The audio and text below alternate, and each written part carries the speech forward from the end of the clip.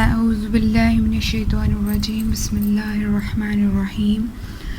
اللہم صلی علی محمد وعلی آل محمد کما صلیت علی ابراہیم وعلی آل ابراہیم انک حمید مجید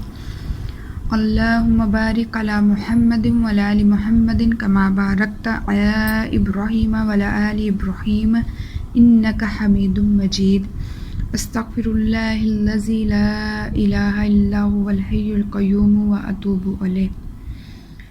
استغفر اللہ الذی لا الہ الا هو الحی القیوم واتوب الیہ استغفر اللہ الذی لا الہ الا هو الحی القیوم واتوب الیہ۔ السلام علیکم ورحمۃ اللہ وبرکاتہ۔ کیسے ہیں آپ سب لوگ؟ اللہ تعالیٰ سے دعا گو ہوں ہمیشہ کی طرح کہ اللہ پاک ہم سب کو اپنے حفظ و ایمان میں رکھے، خیر کے کام لے اور شر سے بچائے۔ آج میں بات کرنے چاہ رہی ہوں، مختصر سی بات کروں گی،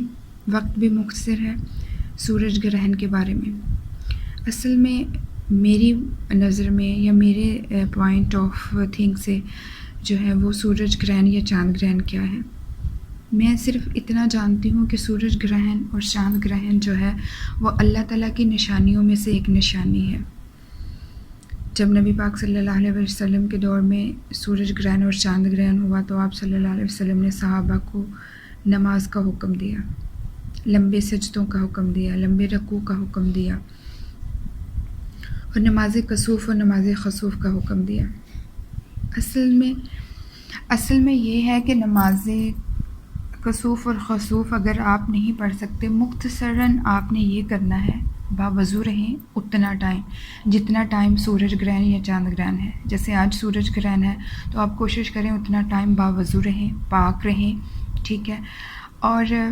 آپ زیادہ سے زیادہ استغفار کریں اور آپ نوافل پڑھیں، اس میں لمبے لمبے سجدے کریں، لمبے لمبے رکوع کریں، آپ اللہ سے توبہ کریں اور آپ نفل توبہ کی نیت کر سکتے ہیں، ٹھیک ہے، حاجت کی نیت کر سکتے ہیں۔ تو آپ توبہ اور حاجت کی ایک ساتھ بھی نیت کر سکتے ہیں، آپ اس میں اللہ تعالیٰ سے توبہ کریں، ٹھیک ہے، اور دعائیں مانگیں اللہ سے، اور صدقہ اور خیرات کریں اس دوران لازمی، ٹھیک ہے۔ اور اصل میں یہ چیزیں سوچنا کہ یہ بھاری ہے، یہ کیا ہے، یہ کیوں ہے، یا سائنس کیا کہتی ہے، مختصر یہ ہے مسلمان ہونے کے ناطے کہ ہم اللہ سے رجوع کریں، اللہ کے آگے جھک جائیں، نمازیں ادا کریں، اپنی نمازوں کو لمبا کر دیں، قرآن پاک کی تلاوت کریں، ٹھیک ہے، اور زیادہ سے زیادہ نوافل ادا کریں۔ کوشش کریں کہ اتنا ٹائم جو ہے وہ آپ اللہ سے کنیکٹڈ رہیں، آپ اللہ تعالیٰ سے دعائیں مانگتے رہیں، آپ اللہ تعالیٰ سے استغفار کرتے رہیں، آپ نوافل ادا کرتے رہیں، ٹھیک ہے، اور سورۃ الرحمٰ پڑھیں اور چلتے پھرتے فَبِأَيِّ آلَاءِ رَبِّكُمَا تُكَذِّبَانِ کا ورد کریں، منزل پڑھوں گی، سورۃ الرحمٰ پڑھوں گی، ٹھیک ہے، اور چلتے پھرتے